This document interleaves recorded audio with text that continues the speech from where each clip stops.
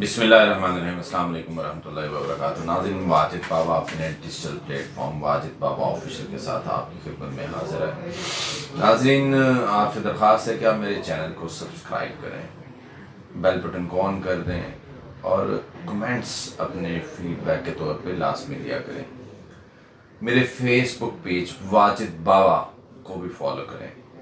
ناظرین، سب سے پہلے تو میں ایک جو بہت بڑی ایک خوشخبری ہے، کیونکہ جہاں ہمارا بیٹل فیلڈ دفاعی جنگی بھی ہوتا ہے، وہاں پہ کرکٹ کا جو بیٹل فیلڈ ہے وہ بھی ایک بہت بڑا بیٹل فیلڈ ہے. بے شک وہ فیمیل کا ہو، سینئر ٹیم ہو، جونیئر ٹیم ہو. ہم نے کل انڈر-19 ایشیا کپ، جو کہ پاکستان پہلے کبھی نہیں جیتا تھا، ایک دفعہ صرف 13 سال پہلے میوچلی انڈیا اور پاکستان جیتا تھا، تو پاکستان نے اکیلے کل ایک بہت بڑی ڈیفیٹ انڈیا کو دی ہے. اور اس کا کریڈٹ جو ہے ینگ بوائز کو جاتا ہے. جس طرح انہوں نے ڈومینیٹ کیا، جبکہ انڈینز نے ٹاس جیت کے پاکستان کو بیٹنگ لے کہا. لیکن یہ ایک بہت بڑی خوشی کی بات ہے، کیونکہ چند دن پہلے میں ایک شو میں سن رہا تھا فیمیل کرکٹر سے، تو ان سے ایک سوال ہوا کہ آپ کو سب سے زیادہ آپ ٹف کس ٹیم کے خلاف لیتی ہیں؟ تو کسی نے کہا آسٹریلین، تو اس نے کہا نہیں ایک ہی ہے، پاکستان.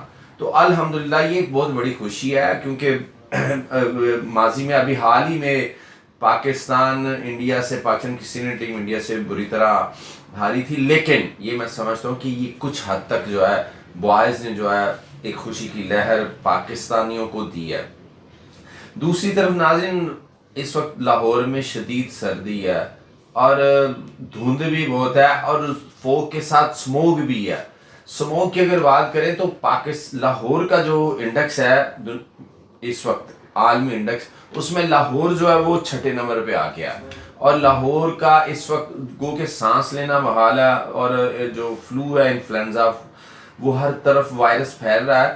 تو سٹل بھی آپ سے درخواست ہے کہ آپ بھی آپ کو اپنے بچوں کو کور کر کے رکھیں، گو کہ بچوں کو تو اسکول سے چھٹی ہو گئی ہے. اچھا ناظرین، میں اب بات کرنا چاہوں گا کہ الجزیرہ، یہ عمران خان کو جو سزا ہوئی، الجزیرہ انگلش پہ علیمہ خانم، عمران خان کی بہن نے انٹرویو دیتے ہوئے بتایا کہ یہ ایک سوال کیا گیا کہ ڈیفنس میں کیا وکلا صاحبان پراپرلی اس کیس کو ٹیک اپ کیوں نہیں کر سکے.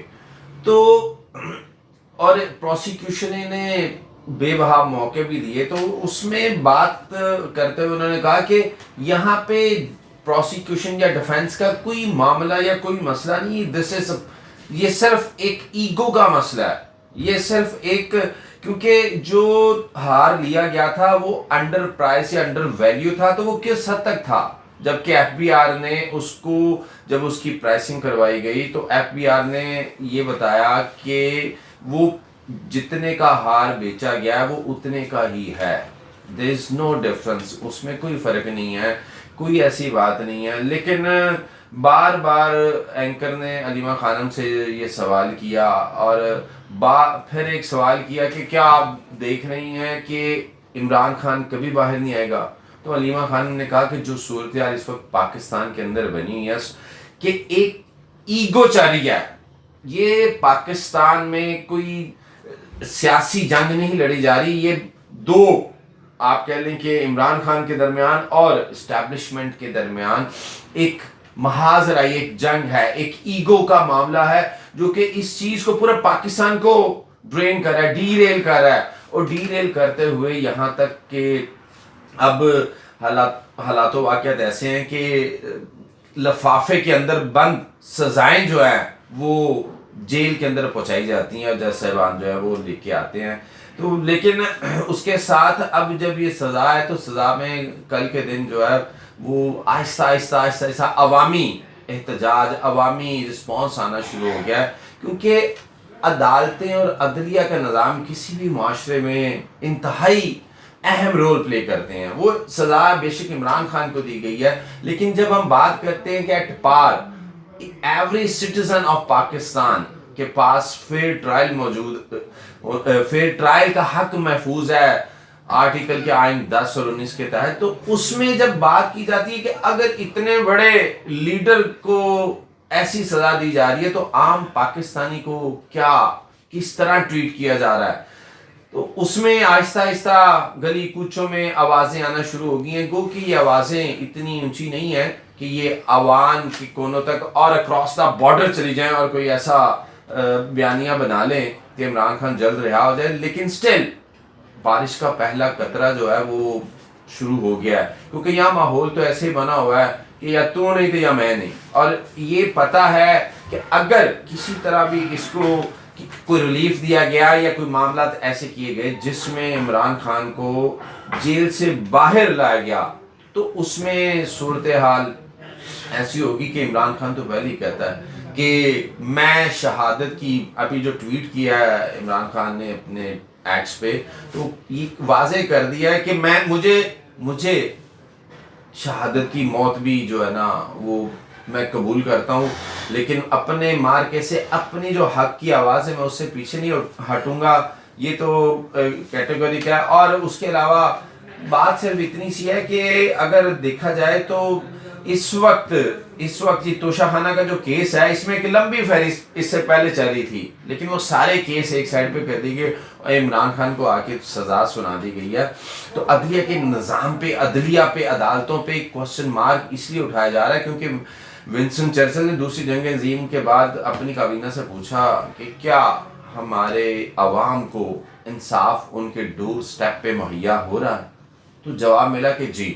تو یہی آگے سے کہا گیا کہ ہم پھر ترقی کر جائیں گے. اور یہ دنیا نے دیکھا ایک ہسٹری ہے 45 سے لے کے اب تک کہ کس طرح پھر یو کے گریٹ برٹن ایک بڑی پاور بنی ہوئی ہے، اور کس طرح وہ اب وہاں پہ جو انصاف کا نظام ہے کس طرح اب امپلیمنٹ ہو رہا ہے، آپ کو ڈور سٹیپ پہ ملتا ہے.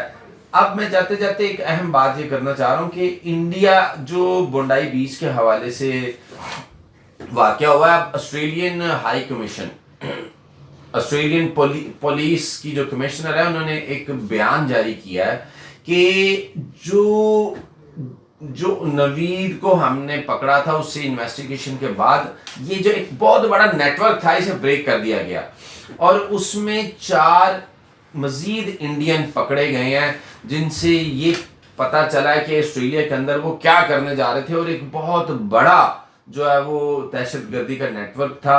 اور یہ سارا نیٹ ورک ملا کے یہ کر کے جیسے انڈین میڈیا نے واویلا شروع کیا تھا تو یہ پاکستان کو جگ ہسائی کی طرف لے کے جانا تھا انہوں نے.